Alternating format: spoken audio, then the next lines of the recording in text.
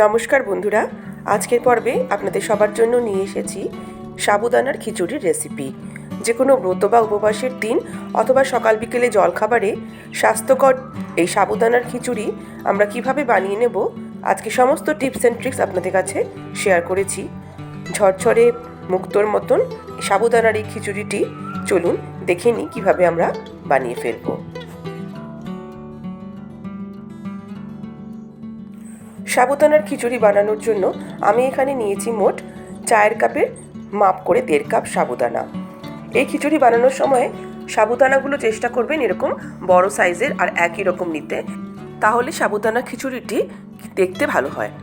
এবার এগুলোকে খুব ভালোভাবে আমরা জল দিয়ে ধুয়ে নেব।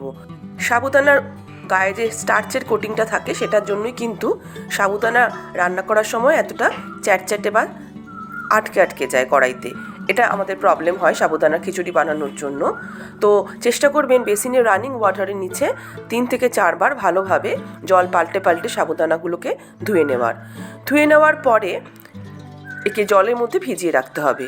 তো তার জন্য জল কিন্তু একদম মাপ করে খুবই কম পরিমাণে নেব, ঠিক ততটাই নেব যতটা সাবুদানার লেভেল অবধি জলটা থাকে। দেখতে পাচ্ছেন জল কিন্তু সাবুদানাকে ছাপিয়ে উপরের দিকে উঠে যাবে না, জাস্ট সাবুদানাগুলো ভিজে থাকবে অতটাই জল নিয়ে 2.5 ঘন্টার জন্য আমি এটাকে ভিজিয়ে রেখেছিলাম। দেখুন 2.5 ঘন্টা পরে ফিরে এসেছি, সাবুদানাগুলো কতটা ঝরঝরে আছে, সমস্ত জল শুকিয়ে গেছে। একটা চেপেও আপনাদের দেখিয়ে দিই, দেখুন নরম ভীষণ পরিমাণে হয়ে গেছে আর এগুলো খিচুড়ি করার জন্য একেবারে তৈরি। এবার আমি একটা ফ্রাইং প্যানের মধ্যে শুকনো খোলায় কিছু বাদাম ভেজে নেব। এই বাদামগুলো শুকনো খোলায় ভেজে নিচ্ছি, তার কারণ আমরা পরের ভিডিওটিতে দেখে নেব। এরপর সেই একই প্যানের মধ্যে দিয়ে দিচ্ছি কিছুটা ঘি। এই ঘিটি কিন্তু আমার বাড়িতে তৈরি, ভিডিওটি আমার চ্যানেলে আপলোড করা আছে, চাইলে আপনারা চেক করে নিতে পারেন। তারপর আরও কিছু চীনাবাদাম এবারে ঘিতে ভেজে নেব। সাবুদানার খিচুড়ি বানানোটা পুরোটাই যদি ঘিতে করতে পারেন তাহলে কিন্তু এর স্বাদ অনেক গুণে বেড়ে যায়। বাদামগুলো লাল লাল করে ভাজা হয়ে গেলে তুলে নিচ্ছি। এবার ওই একই প্যানের মধ্যে আরও একটু ঘি ঢেলে দিয়ে দিচ্ছি জিরে ফোড়ন, আর একদম ছোট ছোট করে আলু আর ফুলকপি কেটে রেখেছিলাম সেগুলো দিয়ে দিলাম। চাইলে এখানে আপনারা আরও অনেক সবজি যেমন বিনস বা গাজর অ্যাড করতে পারেন। দিয়ে দিচ্ছি স্বাদ মতো লবণ। এই আলু আর ফুলকপিকে একটু ভাজা করে নেব।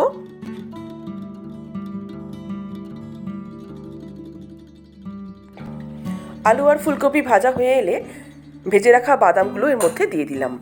দিয়ে দিচ্ছি কেটে রাখা টমেটো কুচি, 1 চামচ আদা বাটা,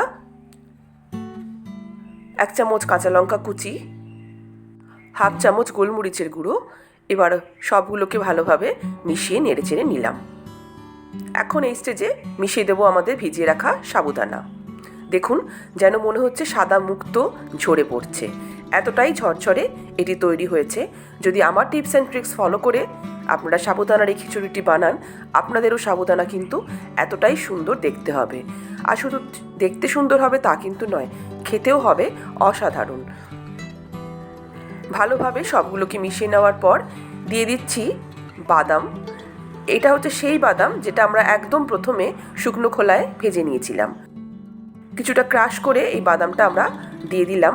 এতে কি হয়, সাবুদানার ভিতরে যে ময়েশ্চারটা থাকে এক্সেস, সেটা কিন্তু সোক করে নেয় এই বাদাম, আর এটি আরও ঝরঝরে হয়ে ওঠে। দিয়ে দিলাম 1 চামচ মিষ্টি। সাবুদানা খিচুড়িটা একটু নোনতা মিষ্টি এই দুটি সমন্বয়ে তৈরি হয়। আবারও একটু গাওয়া ঘি আমি এর মধ্যে অ্যাড করে দিলাম। সবশেষে ছড়িয়ে দিচ্ছি উপর থেকে পাতিলেবুর রস। এটা কিন্তু অবশ্যই আপনারা দেওয়ার চেষ্টা করবেন, এই সাবুদানা খিচুড়ির টেস্টটা কিন্তু ভীষণই ভালো হয়। সব মেশানো হয়ে যাওয়ার পর এটাকে ঢেকে আরও 3 থেকে 4 মিনিট রান্না করে নেব লো ফ্লেমে। সাবুদানার খিচুড়ি যে তৈরি হয়ে গেছে সেটি বোঝার উপায় হলো, সাবুদানাগুলো দেখতে কিন্তু একেবারে এরকমই ট্রান্সলুসেন্ট হয়ে যাবে। এটি একটি ইন্ডিকেশন যে আমাদের সাবুদানা খিচুড়ি তৈরি হয়ে গেছে। তাহলে চলুন এবার আমরা এটিকে প্লেটে নামিয়ে নিই। ঝরঝরে টেস্টি টকঝাল মিষ্টি এই সাবুদানার খিচুড়িটি অবশ্যই আপনারা ব্রত বা উপবাসের দিনে আমার করা টেকনিকে বানিয়ে একবার দেখবেন, আশা করি ভালো লাগবে। সবশেষে আবারও একটু লেবুর রস আমরা ছড়িয়ে দিচ্ছি, আর একদম শেষে দিয়ে দিচ্ছি কিছু ধনেপাতা কুচি। এই যা যা উপকরণ আমি আজকে দেখালাম তাদের মধ্যে কোনো কিছু উপকরণ যদি আপনাদের মনে হয় ব্রত বা উপবাসের দিনে চলবে না, আপনারা সেগুলো স্কিপ করতে পারেন। এবার একটি সার্ভিং প্লেটের মধ্যে এটিকে সার্ভ করে নিচ্ছি।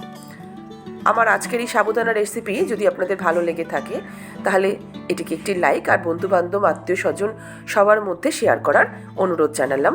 আর আমার চ্যানেলে নতুন বন্ধু হয়ে থাকলে অবশ্যই আজকেই চ্যানেলটিকে সাবস্ক্রাইব করে আমার পাশে থাকুন।